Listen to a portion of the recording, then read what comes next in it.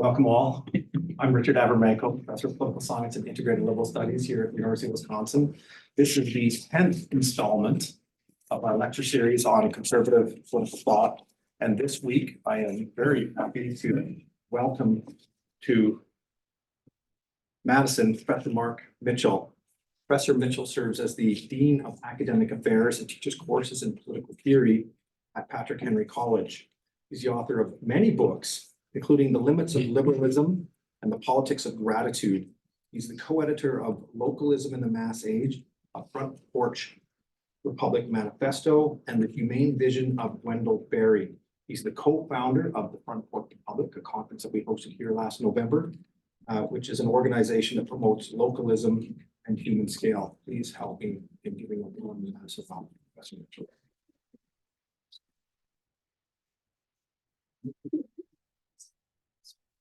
Good afternoon. It's Rick and Eduardo for the invitation to come here. And I guess I was a little bit worried that no one would show up because you'd be out looking at the eclipse. Did decide to come in.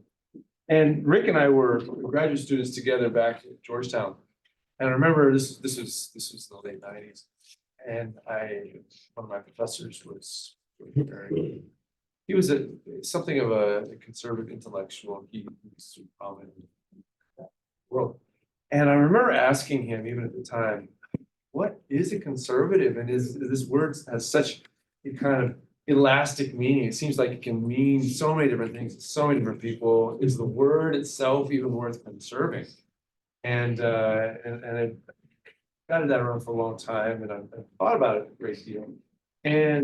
And today I'm going to suggest that any conservatism worthy of the name must begin with a love of home.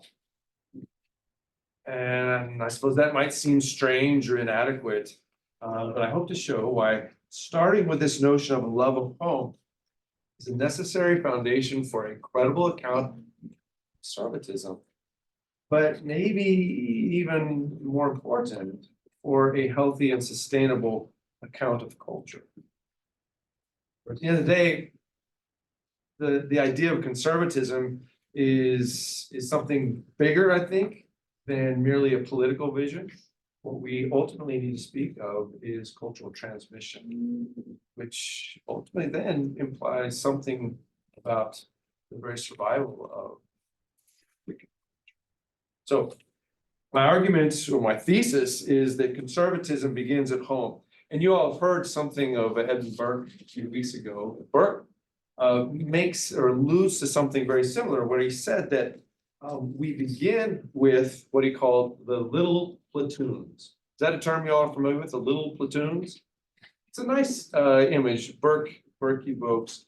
And essentially what he's saying is that every coherent culture or society starts with the local, the particular, the small, the family, the neighborhood, the parish. And he says that our loves are formed in these little platoons, and they can grow up and emerge and go out from those local and particular starting points, but they're always anchored, necessarily rooted in the little platoons. That is, we start with the particular, we can move upward towards the universal. We never leave the particular behind. You can think of this as true experientially, right? In biological terms, we begin the womb, the bosom, the cradle, out to the yard, and then beyond, I suppose, to the university. This notion of home, something that's fundamental to many of the great texts that we've inherited. Think, for instance, of the Odyssey of Homer. The whole story of Homer's Odyssey is the account of Odysseus trying to get home from the war in Troy. And without the notion of home, without that, the idea of home forming a kind of gravitational force that's drawing Odysseus home, the story has no sense, has no meaning. The Bible itself, another central text of our culture, unavoidably really is at the center, has this notion of home. It begins with a kind of secure home in Eden. Then there's an expulsion. And the rest of the text is an account of a return, a longing for home and a return, the promised land, the place of God, heaven. All of these things are ideas that deeply shape and have shaped what we've become. Now, two thinkers who in some respects, I think, exemplify this notion of love of home are Roger Scruton and Wendell Berry. I guess you've read a little bit of them for this week. Scruton is an English philosopher. He was born in 1944, died in 2020. And he argued that a proper view of politics and society must begin with oikophilia, which is just a complex word, Greek word. Oikos means home, philia, love. So love of home. We begin with oikophilia. And this is Scruton. He says, human beings in their settled condition are animated by oikophilia. And he contrasts oikophilia with another good term, namely oikophobia, fear of home or hatred of home, if you could be thinking. Oikophilia, oikophobia. And onto those two concepts, he places two extensions. That oikophilia, Scruton says, is characterized by what he calls a culture of affirmation. It's a culture that says, yes, I love what I've inherited and I want to preserve what I've inherited. But he says oikophobia is characterized by a culture of repudiation, a disposition to reject, to destroy. And again, we see hints of this in Burke when he's critiquing the French revolutionaries. Burke said, he said, you began ill because you began by despising everything that belonged to you.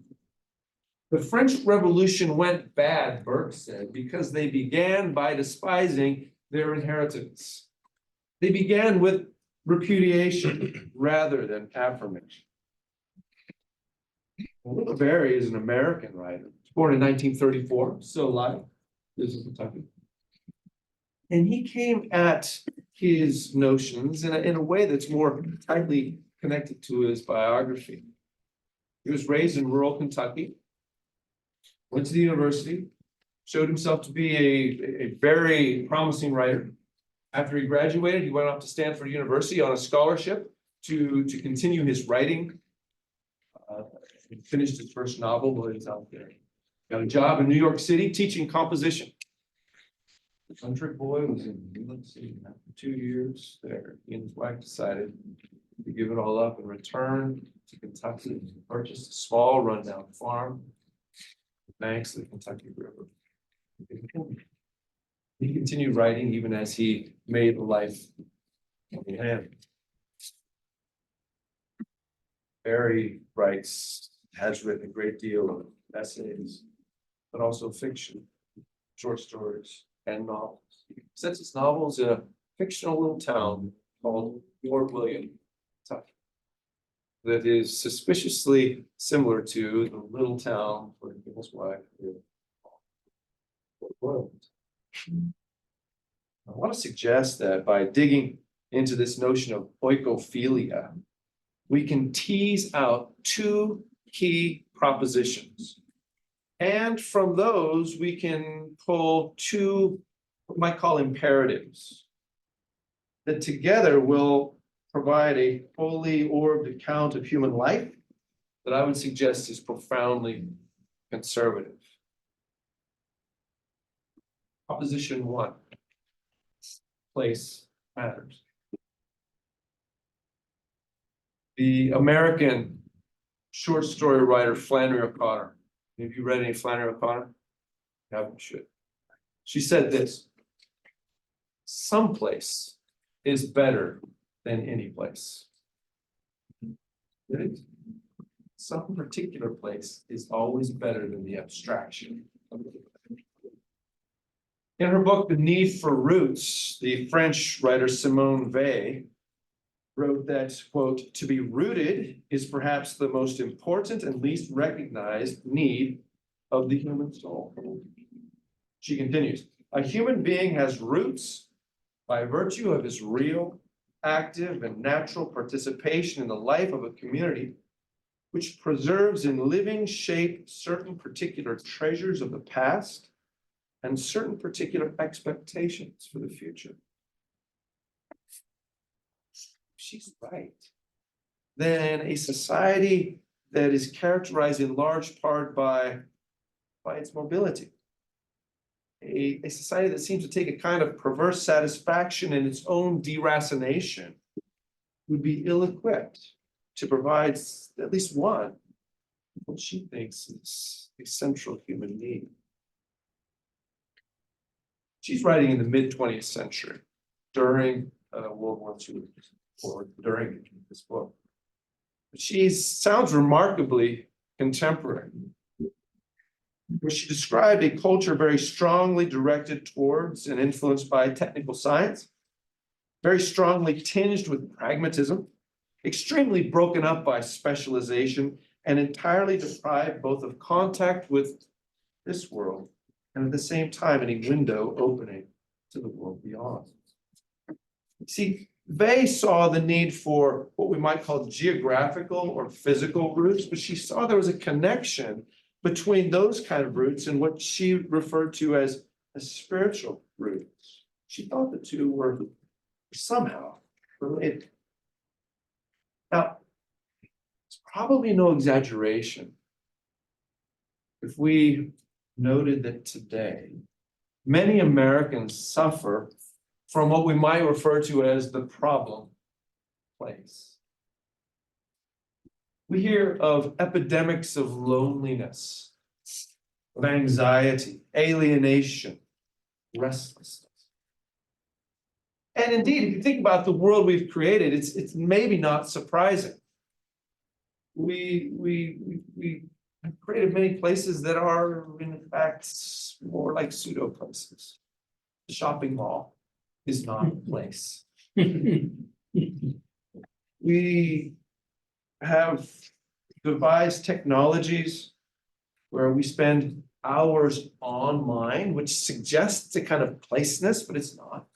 We surf and scroll, which is a pretty good description of constant motion, constant seeking, never satisfied, never settling, never content. We've created a world where in many respects it's easier to leave than to stay put. And even when we stay put, we're often absent mentally. Think about how many times a day does the average person check his phone?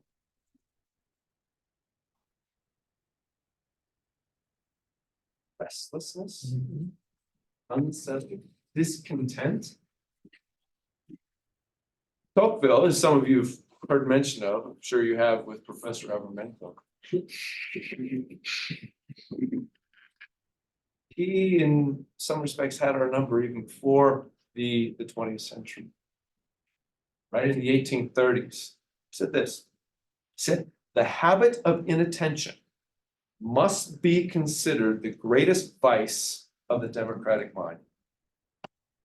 The habit of inattention. And I think related to this habitual inattention is a kind of fear of commitment, a desire to keep one's options open. And this idea of commitment to a particular place, to the people of that place, is really an essential corollary to oikophilia. And on the flip side, oikophobia, in many respects, lies at the heart of our restless, anxious, lonely age. Barry argues that a meaningful community must include the ideas of rootedness and human scale. This is Barry. By community, I mean the commonwealth and common interests, commonly understood, of people living together in a place and wishing to continue to do so. To put it another way, community is a locally understood interdependence of local people, local culture, local economy, and local nature. You hear the word local there as a persistent theme. And Barry identifies the corrosion of flourishing communities as the result of excessive individualism that places rights ahead of responsibilities and economic gain ahead of meaningful and durable relationships. Relationships with neighbors, with local customs and practices, a relationship with the land itself. For Barry, the idea of community is not simply people. It is people and the place that they are committed to inhabiting. Here's Barry again. If the word community is to mean or amount to anything, it must refer to a place in its natural integrity and its people. It must refer, as he puts it, to a placed people.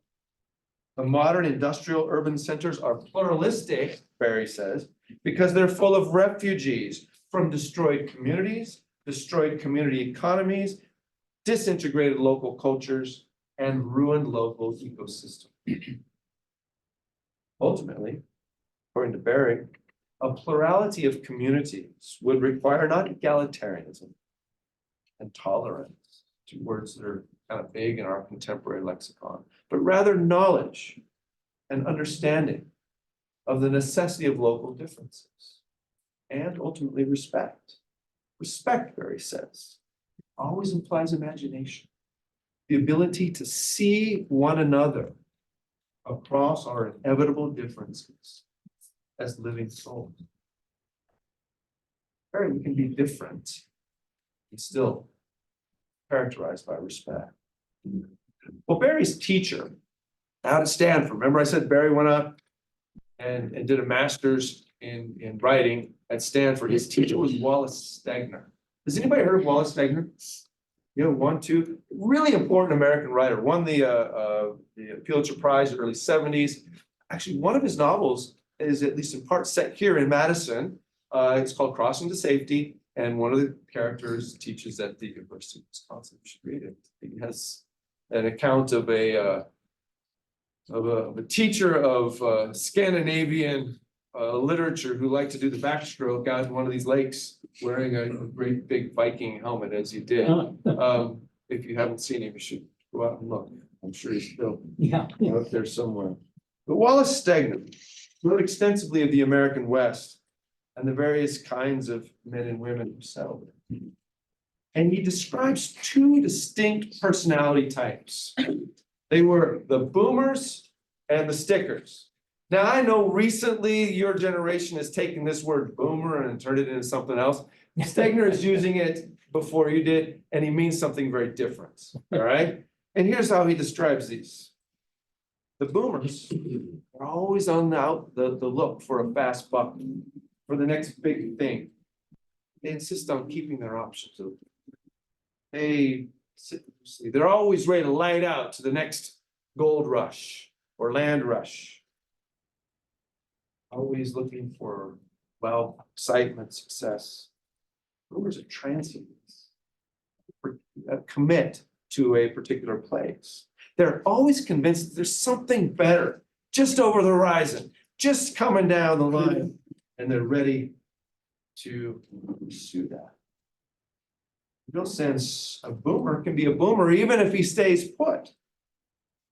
Never really gets the gumption to move, or in failing to commit fully to a place and see oneself as part of that place, the boomer mind is being cultivated. And stickers, as you might guess, they stick. To be sure, the American West and America as a whole, for that matter, is at least settled. Well, it's settled by people who left their home somewhere and headed west. Some were motivated by the desire for land. Some sought religious freedom. Some were on the run from the law. various stories. Nevertheless, from among this variegated band of mobile people, some, in fact, many, chose to settle down, to build homes, to raise kids and crops, start businesses and plan for the future. And imagining themselves in a particular place for the long haul, they learned to think in longer terms than the boomers. Rather than attempt to extract quick profits, stickers think in terms of passing a legacy of care to their children, to their grandchildren. And according to Stegner, an identifiable indigenous culture emerged in the West. And this wasn't, here's Stegner's terms, the product not of boomers, but of stickers. Not of those who pillage and run, those who settle and love the life they have made and the place they've made it. Proposition 1, things matters. And from this, I think we can extract an imperative. And that is this: we must learn to think and to act in terms of human scale. Human scale is an interesting concept because it really begs us, requires us, as soon as you use the term, to ask a fundamental question. What's a human being? And what are goods that are proper to human beings? In 1973, a British economist named E.F. Schumacher published a book called Small Zoo. And the subtitle is suggested. The subtitle of this book is Economics as if People Mattered. See, for Schumacher, the economy should serve human beings, not the other way around. But we can't speak of how the economy should serve human beings unless we say, well, what's good for a human being? What's proper for human beings? What are goods that human beings should have? In the middle of the 20th century, the Swiss economist Wilhelm Röpke wrote what he called the cult of the colossal. Röpke's description maybe can give us a little bit of insight into what he means when he's describing a world that has become enamored of size. Here's Röpke. The cult of the colossal means kowtowing before the merely big, which is thus adequately legitimized as the better and more valuable. That is, bigger equals better. It is the cult of power and unity, the predilection for the superlative in all spheres of cultural life. To this style of time correspond in equal degree imperialism, socialism, mammoth industries, monopolism, statism, monumental architecture, technical dynamism, mass armies, the concentration of government powers, giant cities, et cetera, et cetera. And I suppose we might add to that list things like Google, Facebook, the World Economic Forum, and maybe even McDonald's.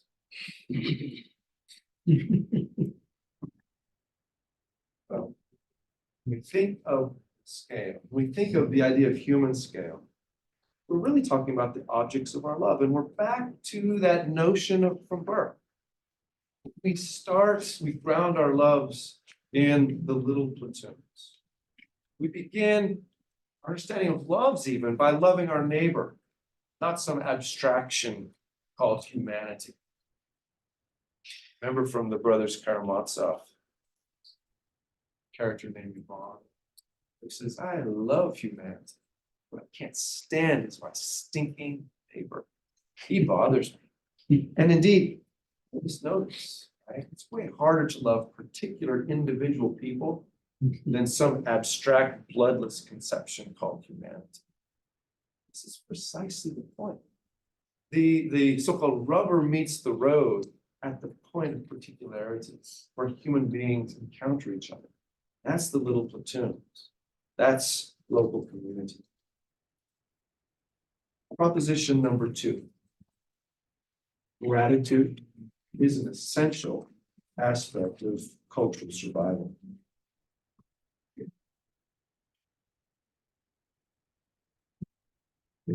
we are creatures who indeed owe debts to others, both living and dead. We need to take seriously the idea of gratitude.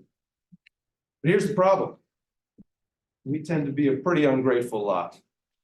In 1930, the Spanish philosopher José Ortega y Gasset observed that modern men and women are, among other things, he said, characterized by radical ingratitude.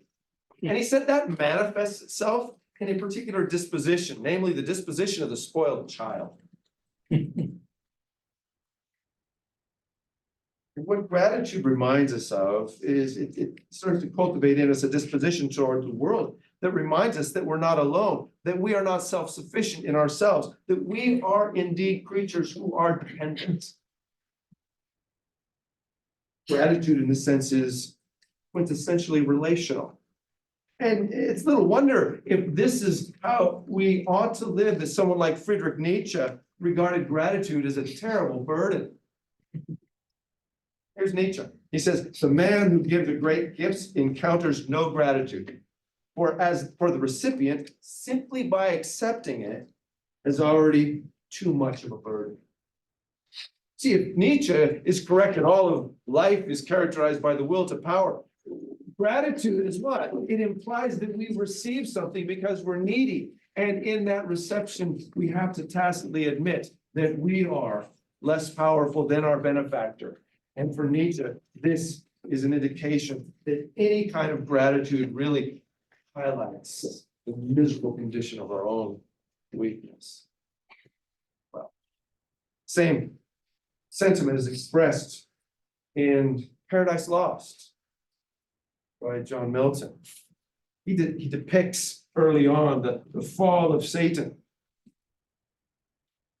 And Satan himself admits that serving God wasn't that hard. He wasn't that much of a taskmaster, but he anticipates Nietzsche's comment about gratitude. And here is Milton's Satan. The debt immense of endless gratitude, so burdensome, still paying, still to owe. Forgetful what from him I still received, and understood not that a grateful mind by owing owes not, but still pays at once indebted and discharged. What burden of? In other words, because the debt he owed to God was greater than he was willing to bear, Satan sought to overthrow God and thereby expunge the debt. But even this cosmic rebel had to admit that a grateful mind, in a way, relieves the burden. Gratitude, even though the debt remains. One obvious object of our gratitude is our parents. And I suppose while God is the ultimate giver of life, in a more proximate sense, we owe our lives to our parents. Assuming they contribute to our being raised, we owe them a debt of gratitude for providing something. And in the ancient world, the Latin word pietas, from which we get our word piety, has a variety of meanings, including a sense of duty, of devotion, kindness, tenderness, and loyalty to the gods, to one's parents, and one's country. And when a son or a daughter acts dutifully towards his father, he's demonstrating gratitude is fundamentally tied up with this duty. For if the outward act is performed without an inward disposition of love and gratitude, it's not really pietas, it's merely the appearance thereof. Pietas, in other words, consists of the proper action born of the proper motivation. In the classical world, as in some contexts today, pietas for one's father was tied inextricably to pietas towards the gods. For knowledge and devotion to the gods was acquired directly from one's father. In other words, we honor the gods because our fathers honored the gods and we honor us. And this multi-generational sense of duty includes both one's father and his gods is no better illustrated than in the character of Aeneas, pious Aeneas, the hero of Virgil's Aeneid. Now, of course, as you all know, Aeneas is a Trojan soldier. And after 10 long years, the Greeks trick the Trojans with that hollow horse, invade the city goes up in flames, and Aeneas initially begins to gather his soldiers around to try to defend the city. And he realizes all is lost. The city's going up in flames. His mother, the goddess Venus, appears to him and says, go back to your home, get your father, get your son and your wife, get out of town. There's hope for you, there's a future. So he runs back to his home. And he says, we gotta go, we gotta leave. And his dad, the old man, says, I'm leaving. I'm not gonna run away. There's nowhere for me to go, and I'm not just gonna turn tail with the Greeks, I'm just gonna die here. And Aeneas doesn't say, okay, Pop, you're on your own. He says, well, no, I'm not leaving. Even if that means that I'm gonna die. Well, the wife of Aeneas holds up his little son, Ilius, says, we're all gonna die. Of course, at that moment, a tongue of flame appears over this little boy's head.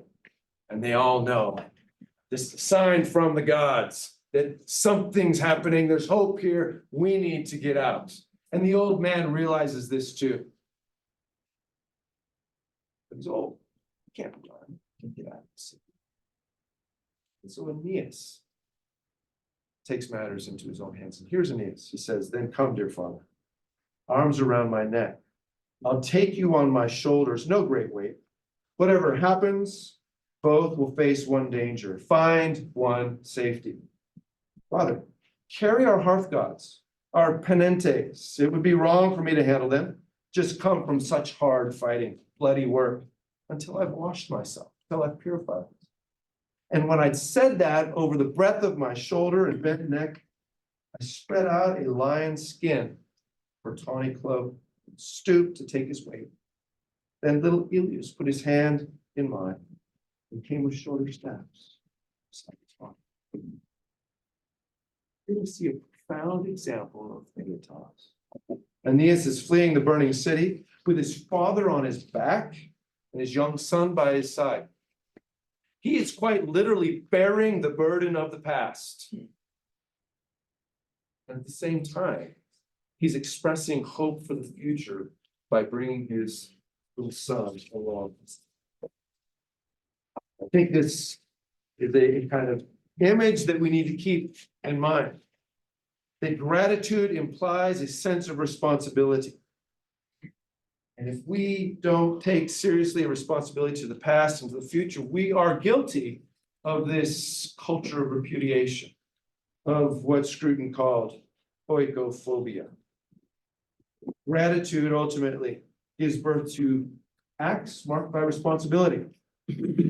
For expressing our gratitude, we acknowledge our dependence on things beyond ourselves.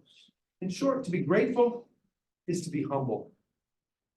Ingratitude, on the other hand, is characterized by a kind of hubris.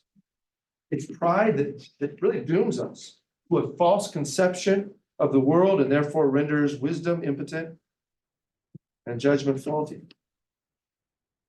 This brings us to the second imperative. We must recognize the duty of stewardship.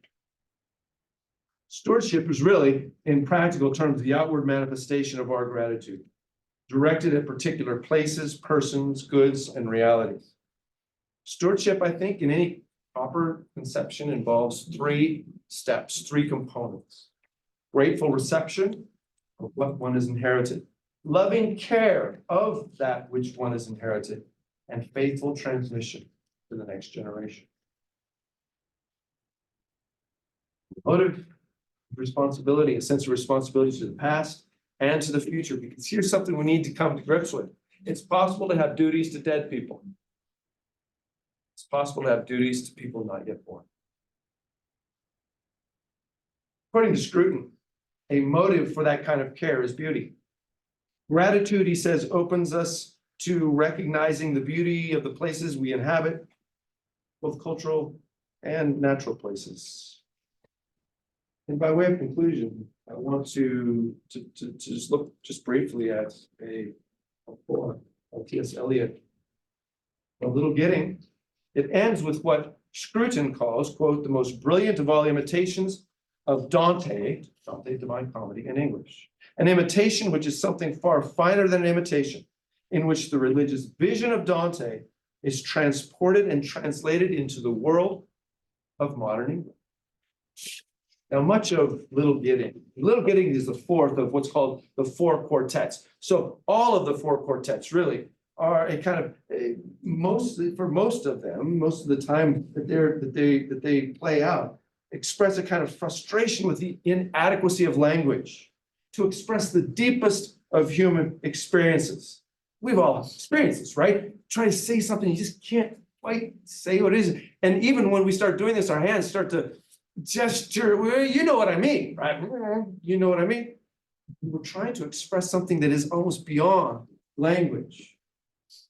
But by the end of Little Gidding, the words seem to fit. They return home, if you will. Here's Eliot.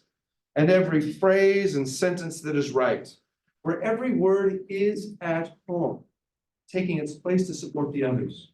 The complete consort dancing together. Every phrase and every sentence is an end and a beginning. And here we see what Eliot calls the still point, the dance of time and eternity discloses itself as the meaning of reality. As Eliot puts it, the moment of the rose and the moments of the yew tree are of equal duration. In other words, the ephemeral beauty of the rose, a central theme in Dante's Divine Comedy, and also a recurring theme in the four quartets. The ephemeral beauty of the rose attains the kind of fixed stability of the yew tree, which was a tree that has perceived to live forever. Time past and time present find meaning and coherence only when they're framed by eternity. But this, ironically, doesn't efface the particular. Rather, it sanctifies it. In the juxtaposition, home itself becomes a kind of intelligible notion. Here's Eliot. So while the light fails on a winter's afternoon in a secluded chapel, history is now an England. In other words, the apparent tension between past and present, between time and eternity dissolves. We see, as Eliot puts it, an easy commerce of the old and the new. The tension of time is subsumed and all is reconciled in the dance of eternity. What is more, that which is unsayable, instead of frustration, there's an air of peace and contentment. We might even say an air of at-home-ness. Here's Eliot. And the end of all our exploring will be to arrive where we started and know the place for the first time. Hear the allusion to home? Through the unknown remembered gate, when the last of earth left to discover is that which was the beginning. And though in the closing lines of this Little Gidding, the language of home is absent, the reconciliation that represents a true and lasting oikophilia is there. The last lines. And all shall be well. And all manner of things shall be well. When the tongues of flame are unfolded into the crowned knot of fire. Fire glows. Scruton asserts that our greatest need is for home. Barry would surely agree. Yet, a profound sense of loss, of homelessness pervades our modern world. And we're left with a simple question. Is oikophilia possible apart from the enchantment that only religious belief can sustain? Eliot didn't think so. Neither perhaps did Scruton. This is Scruton. Religion is a spiritual home. And it seems that for Scruton, beauty may be the golden thread linking the persistent human longing for home to the religious impulse without which kind of nihilistic despair may be the only plausible option. Beauty points to the transcendent, yet simultaneously makes living in the world possible. This is Scruton. Beauty tells us that we are at home in the world. Indeed, it's beauty, elicited by the poet, by the painter, by the musician, beauty that we see in the natural world all around us, that assures us that the world is more than meets the eye. It assures us that goodness persists even in the face of destruction, and that ultimately all shall be well, and all manner of things shall be well. Ultimately, it's beauty that draws us home. Thank you for your attention.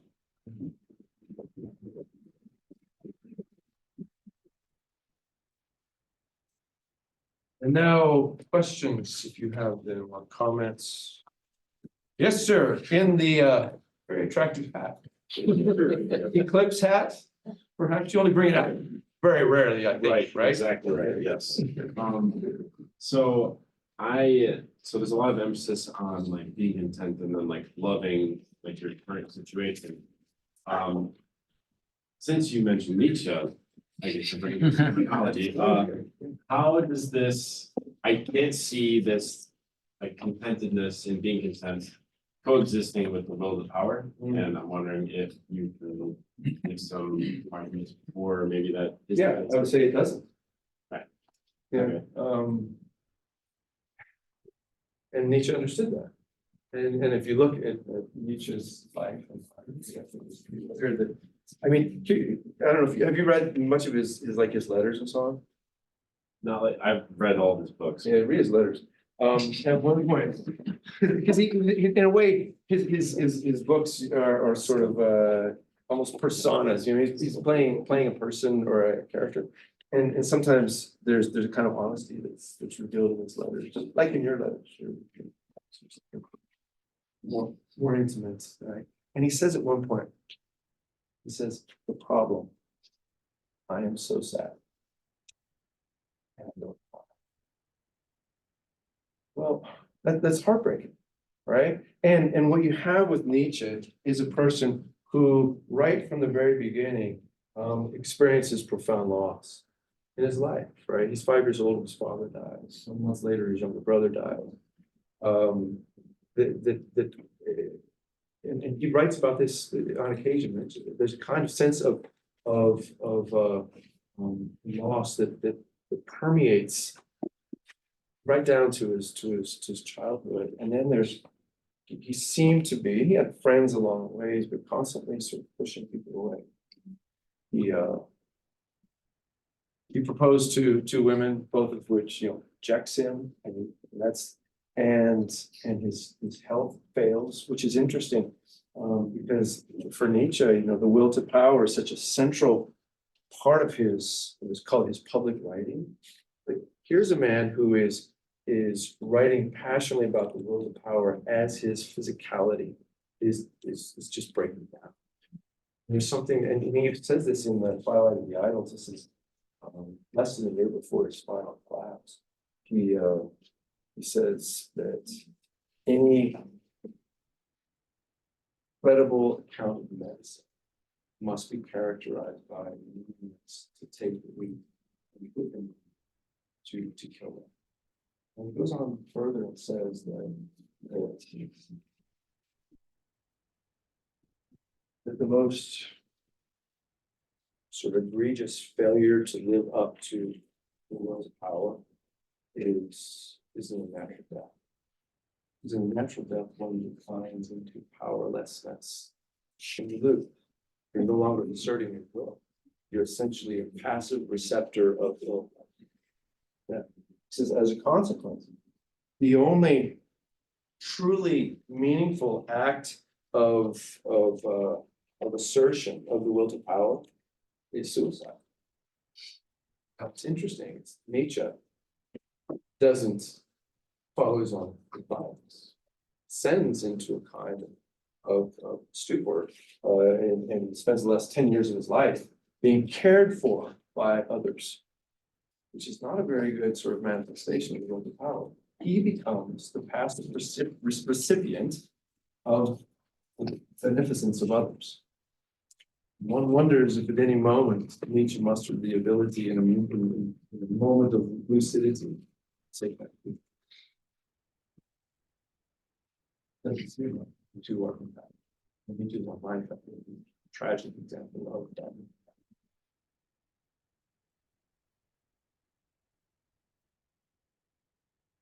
Good follow-up, or I don't know. There's a lot of problems. Yeah. Well, should we go, all right, one at a time, we'll come back to you, just if there's time, right, it's good, it's an interesting question. Other questions, comments? It doesn't have to be about nature. Yes. So if you fail to create a family in life, are you kind of destined to not be happy? Be able to create a family? Like fail to like meet a wife, like or whatever. Yeah, I don't Like think how so. children- It's a good question. And the answer has to be no. Because not everybody is going to get married. Not everyone's called to get married, if you want to put it in. But at the same time, everyone can be a member. Now, this idea of membership, I didn't mention it in the talk, but this is a central notion in Barry's thought. He speaks that, there's this fictional community called Port William. He speaks of the Port William membership. And there are the various people there who are committed to living in Port William and seeing Port William thrive as much as they can. It's kind of a rundown, ramshackle community, are all part of this membership. And one character who's the central character in one of his major novels called Jaber Crow. He's a single man who is the barber in Port William. And so he's not married, but in a sense, he belongs. And so you can belong to a community without being married, without having children. You can care for the children in the community. You can he's the barber, which is interesting because the way he describes it, he comes in the barber shop in Port William is primarily a male domain, right? Sort of man, sit around reading newspapers, get their haircut. But Jacob Crow knows that there's a kind of intimacy here. I come, I sit in this chair and I put my hands on their head. And then they tell me things. They don't tell anybody else. There's a kind of, you can hear a kind of the language of confession, even being, that there's almost a kind of sacramental relationship. Here's this man who's trimming their hair, placing hands on head, and they're confessing. He said, I've heard stuff you would not believe. But at the same time, he's keeping the secrets of the community, right? He's the repository of the stories, which is why he can write the book. He's a profoundly integrated member of the community, having no wife, having no children, but he's a member. And so I think it's really important that we recognize that membership doesn't have to be simply a family in the traditional sense. You can be a member in various ways. Eliot, in one of his poems, interestingly, it's called the Horses from the Rock. He has, I don't have it memorized, right? But there's a little line, he says that what is life if we don't have life together in community? And he says that even the anchorite, which is a hermetic monk, right, that lives off in a cave, he says even the anchorite spends his days praying for the church. So he's connected in his prayers and his thoughts and his relationship, even though he's out away from the proximate location of the community. So there's different ways to be integrated into a community. It doesn't have to follow a certain pattern. I think that's, in a way, that's kind of liberating. But it also suggests that there's no one who is excluded from the profound responsibility.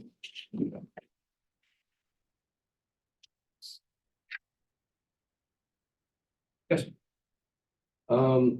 So we talked about how place matters and how it's important to be rooted in something. Yes. Is the experience of having always been being a member of a community the same as not being one and then later becoming one? Yeah. Are those experiences the same? They're not the same, although they may end up in the same place, right?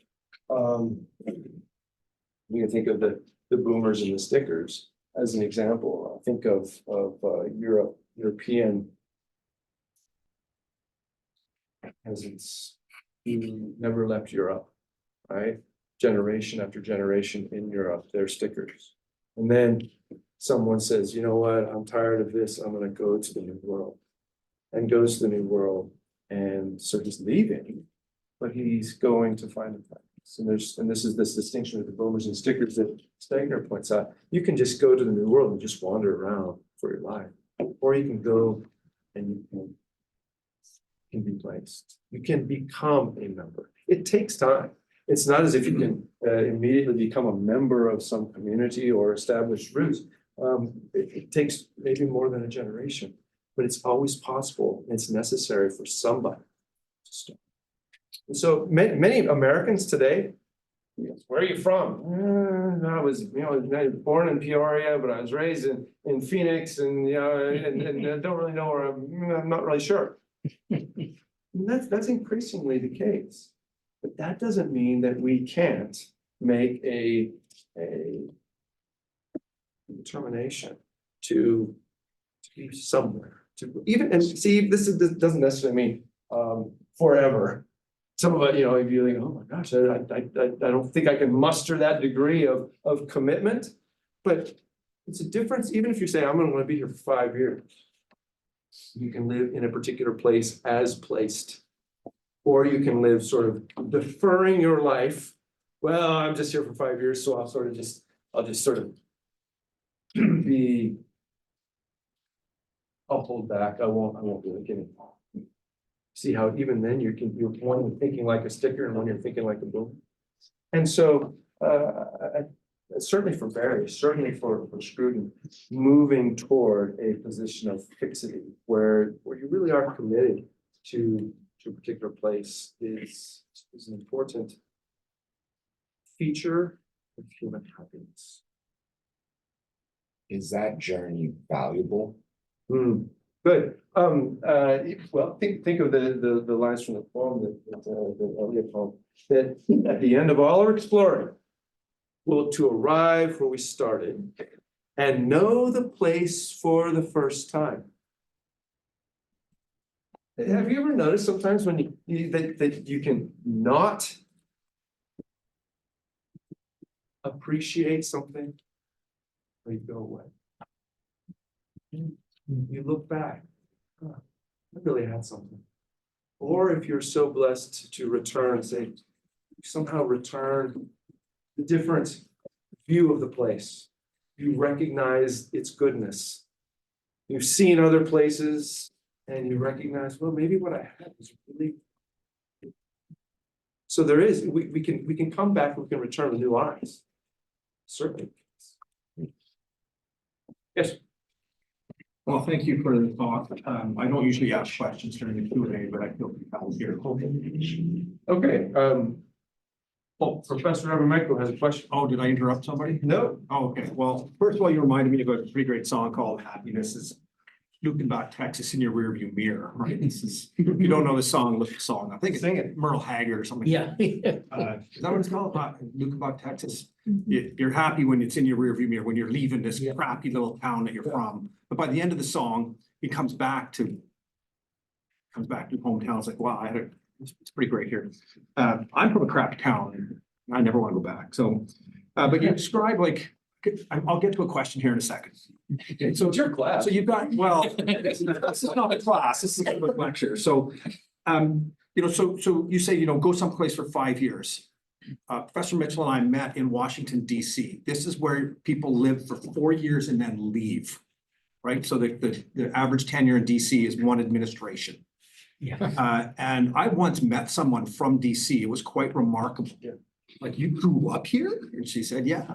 Oh, that's pretty interesting. And it was pretty horrible. I have to say, living in DC, you had graduate school friends, so you had a community, but then they're really fast and they're finished in 3.5 years. Like Professor Mitchell, I was, 6 years in graduate school. So your friends are always coming and going. So you have, what do they call them in Fight Club? Single serving friends.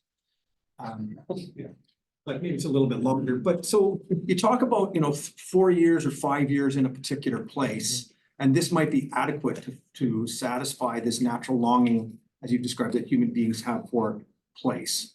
And if we take this natural longing to mean something like community as well, which is to be in relations with other human beings, it does take time to put roots down.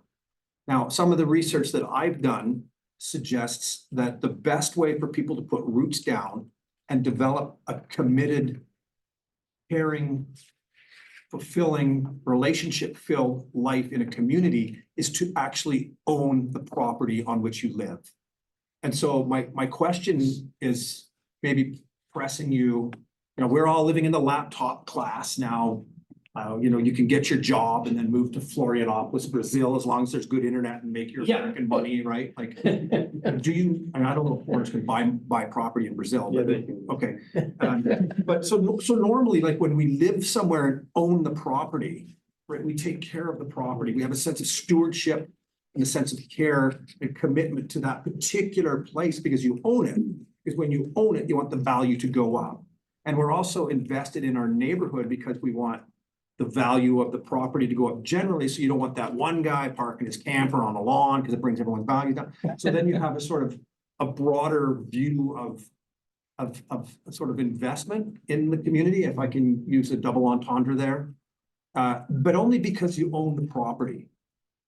Okay, and so I guess it's two questions. One, what's the relationship of what you're describing now and the possibility or the need to own a piece of that property? And given the new economic conditions, I'm looking at I think you're millennials, right, in this class? You're almost, what are you? Gen Z. Gen Z? Yeah, that's what I meant. Whatever those horrible ones are, right? Horrible Gen Z, whatever. You're not horrible. Love you all. But there's a sense now that the Gen Z, I got that right this time. The Gen Z are never going to be able to own property. Yes. So what are the prospects for? Damn.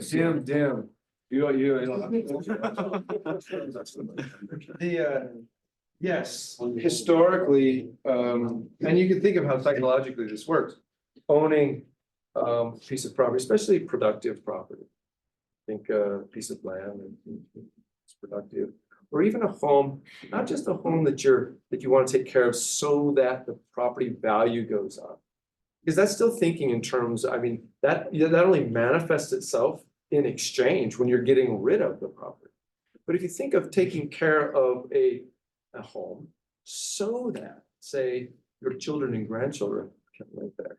That's a very different way of thinking about it. It's even different. That affects the way that we construct homes.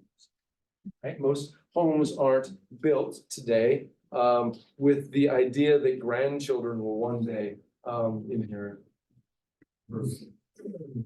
Traveling in England some years ago and staying with a couple up in northern England, and the little farm there had a little millstone out front.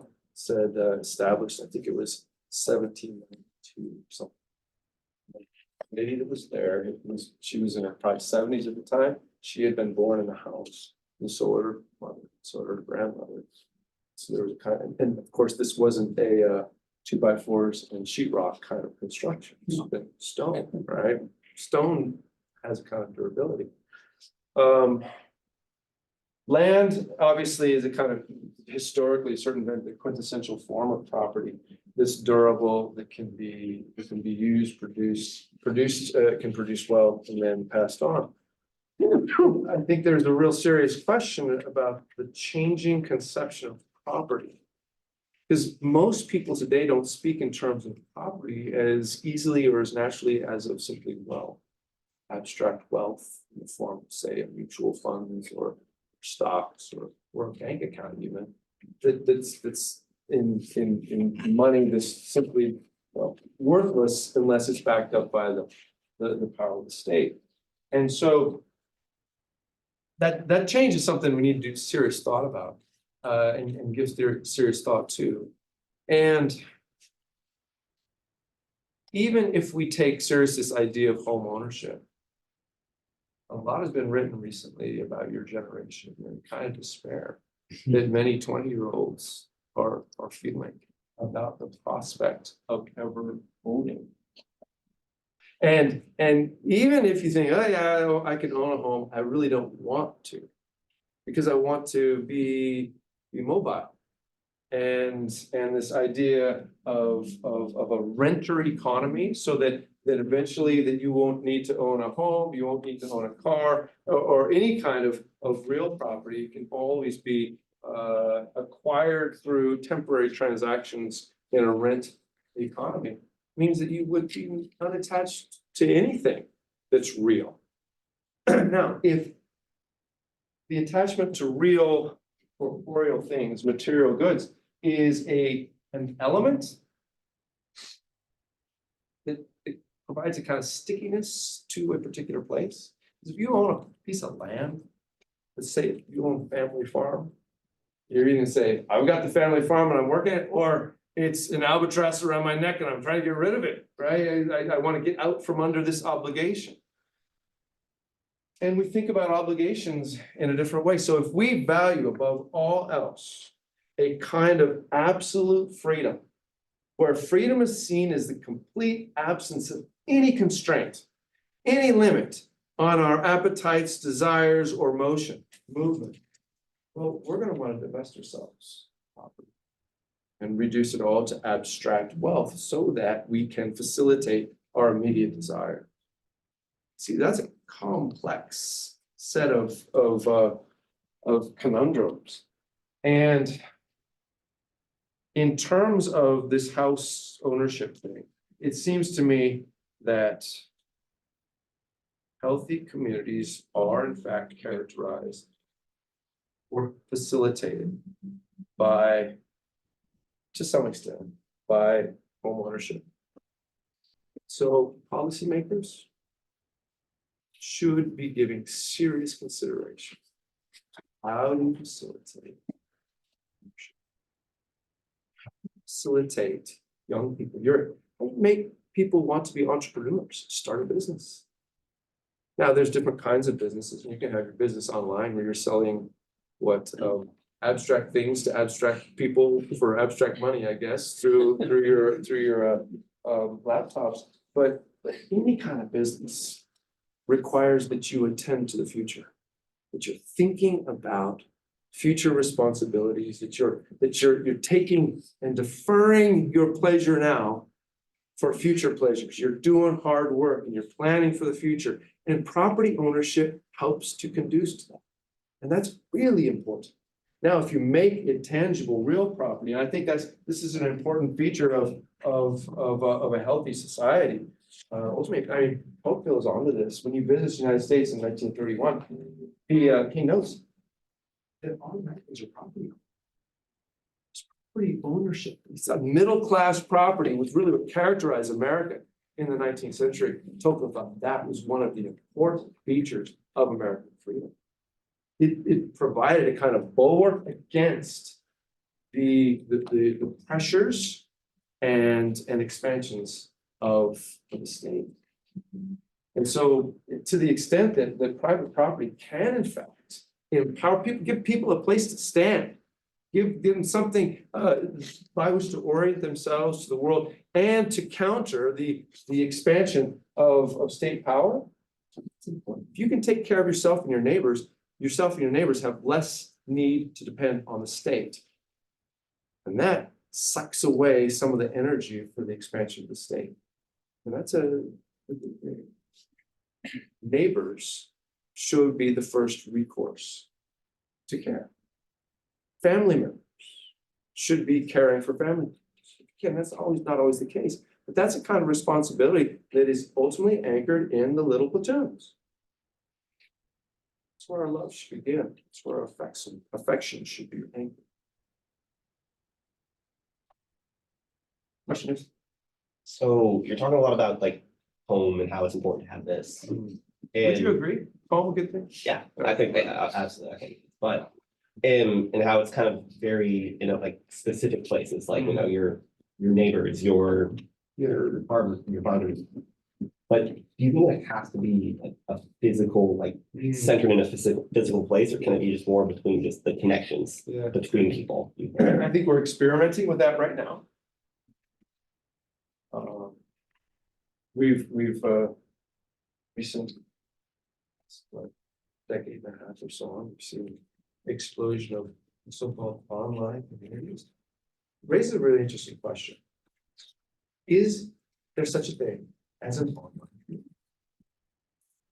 Or are these online communities essentially attempts to replicate face-to-face communities that can get part of it, but not the whole thing? In other words, it's a really interesting question, and we're back to this, I said, when we think about human scale, we're asking fundamental questions about what it means to be human. Does the fact that we are embodied creatures matter? Does our embody, see, embodiment means that we take up space. We can't be in more than one place at one time. And we are temporal creatures. We occupy a particular place in time and space. Does that matter? And if it matters, if that's the proper locus for human affairs, then our default should be face-to-face. Which isn't to say, I mean, if I call my wife tonight, we chat on the phone, or I text her or whatever. I mean, great, technology has made that possible. But think of what a marriage would be like if it's merely text, merely telephone calls. Something's wrong, right? That is, our technology can bridge the gap of our absences, but can never take the place of presence. Our presence matters. Our embodiment matters. And one of the things that I think we're sort of flirting around with our online personas and presences. Y'all can check your phones, how much time you spend online. You have those little gizmos that tells you that. They're little, what is it? Oh, Screen time. It's what screen time, that thing, and just check. And then just start adding, just what's your average for per day? And then you just multiply that times 365. And then you all are 20 years old or so, you're gonna live till you're how old? 80, you hope? So 60 more years, multiply it by 60. Mr. Hat, what do you got? Good. How much?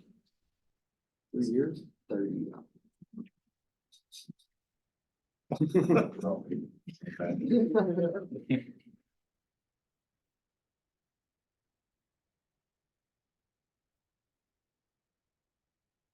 Can't even do the math. It's loading the search on my settings. Well, It's a lot. it's going to amount, for most of you, it's going to be some years of your life going forward. It's just gonna be scrolling. Think about that. And what you could do alternatively, and what it is that's driving us. I mean, think about this, how YouTube or scrolling or whatever, YouTube videos. Have you ever kind of woken up from a day's stupor 2 hours in and like, what have I been doing? I should have been writing a paper. I should have been filling in the blank, cleaning my room. And just, it's going. Why are we doing this? What is it that is drawing us to these patterns of behavior that we all know are not helpful? We all know they're a waste of time and we do them anyway. How many you got? I got 1,791, and that's off 4 hours of time a day. So 1,000. 1,791 days over the next 30 years. Of what? Screen time if it's 4 hours a day. There you go. It's a lot of. Yes, sir. I got 3 hours, 12 minutes a day. Yeah, so you're just opposite. You're knitting hats, no doubt. Which is better than scrolling. So congratulations. The point is, there's a tremendous amount of time that we're putting into abstractions. You can think of how would our lives be different how would our friendships be different? We were communicating face to face. That there is something significant about, and we all know this, I think. There's something potentially threatening, frightening perhaps, of face-to-face relationships. There's a kind of vulnerability. This is profoundly human. This is where we learn how to be human, is in face-to-face encounters, where we learn to give and take of communication, where we learn how to read those subtle non-verbal cues that help us to learn how to navigate human affairs. Yes. I don't know if this is a reach, but I was just curious, like with the pandemic, do you think that was like a test or like an opportunity for like us to like reestablish or like establish like love in the homes and we like failed? Yeah. Like That's a really? good question. Whatever happened with the pandemic, it didn't seem like we, shall we say, it doesn't seem like most people used their time to the best. And the part of that is kind of fear of the unknown tends to invoke very often a kind of paralysis and an inability to make decisions. And so when you feel paralyzed, what you do, you retreat into sort of default modes of existence, like endless scrolling, that in a sense takes our mind off of the fear, the uncertainty. And some of that is, you can just think of it as what it increasingly we become passive rather than active, right? It takes active kind of intentionality to be a friend, to care for friends, to be benefactors. That is to go and look around, see who is in need, and then do something about it. And at the same time, it takes a kind of moral integrity even to be helped. I mean, for some people, it's way more difficult to receive care than to give care. But it's something that we can learn on both sides of the equation.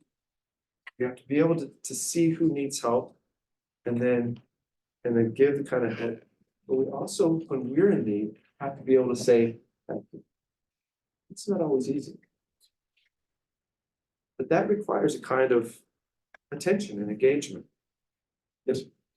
I've had the privilege of living in community for the past 4 years of my college career, and most of us probably have roommates, so on and so forth. And it kind of brings out the best and the worst in each one of us, I think, and our faults are exposed to ourselves, and we see our friends. I guess, can you speak into like what would people say about community, like with these other men, like well, how would they, I guess, view it? And I'm sure it's obviously a benefit, but like in what respect? And How living together? yeah, like living community, living, right, exactly.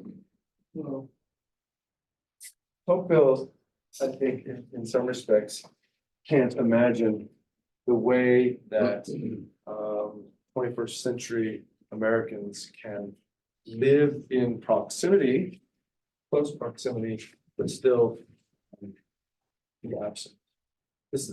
Our technologies have facilitated a remarkable sort of heightened ability to be absent even when present. And again, just walk down the street. People walking down the street on their phones here. And I'm not trying to bash on you all. Something so interesting. And Professor Avermekel, he's old. He was raised without smartphones. And so is and so we sort of had a childhood, adolescence, and early adulthood without this, and so kind of developed certain habits. But then what we're doing, and this is something serious, and all of you need to be thinking about seriously, is that you are really the first generation that have never known. And what we're doing right now is embarking on a remarkable social experiment with no precedent. No one really knows what's going on. But I think it's just really important for you all to give serious thought to what an authentic human life looks like. What do friendships look like?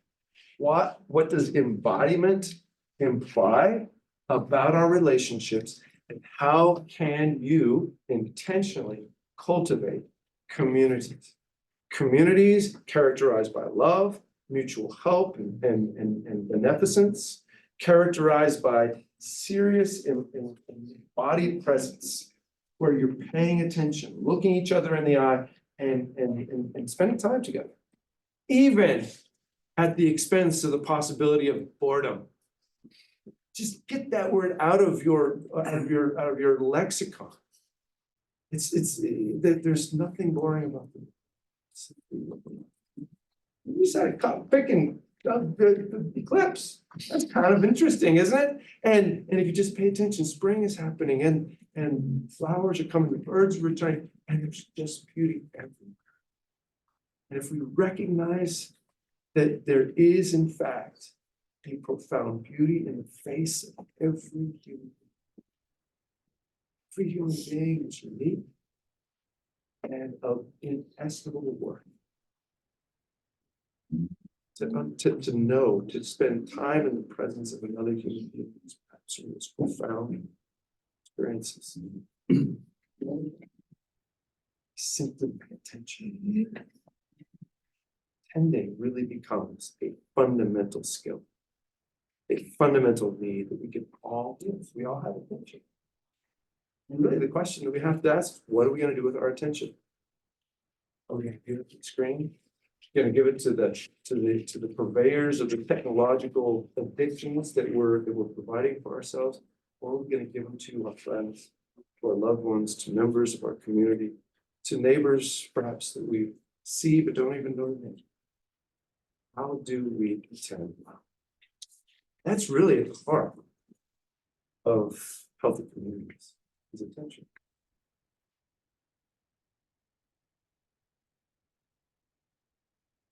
Yep, one more question.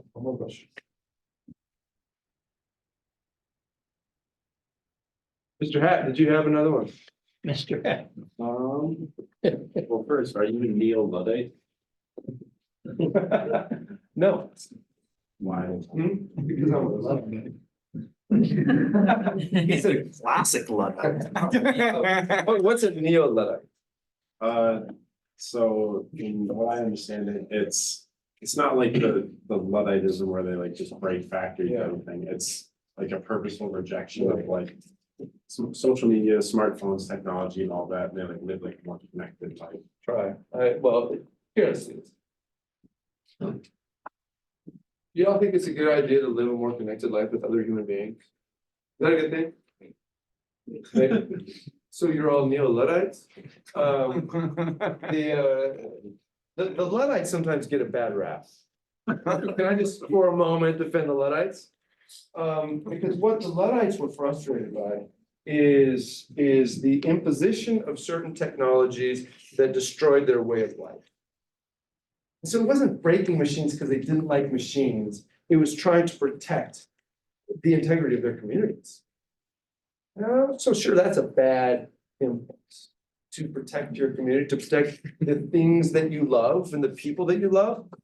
I would hope that most of us are willing to do something to protect those. So if that's what a Luddite is, 3 cheers for the Luddite. Now, I did take a flight here yesterday, and so I did ride a horse. And so I think that my credentials are at least spotty in that regard. They also say like technology that improves humanity, like medicine or like transportation, is fine, but like ones that don't.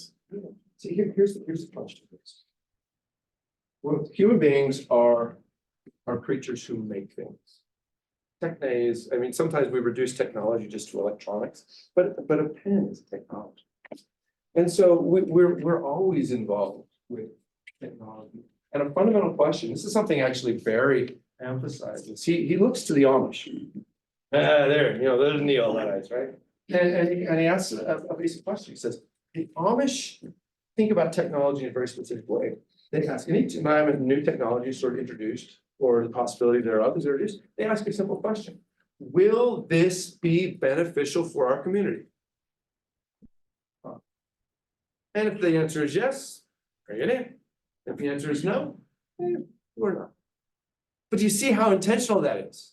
They're asking a more fundamental question, not saying, ooh, shiny, let's get it. Or, oh, this is the newest whatever, it must be good. They're asking a question of consequences. It's consequences of using this thing. That seems to be eminently reasonable. And now different people and different communities may answer the question differently. Fine, that's the plurality of communities, it's a good thing. But asking the question, that's not a bad thing. It's certainly more intentional than simply assuming that whatever is new is better. Because that probably is not. Sometimes old is good. Sometimes old. All right, is there time? That's fine. All right, thank you.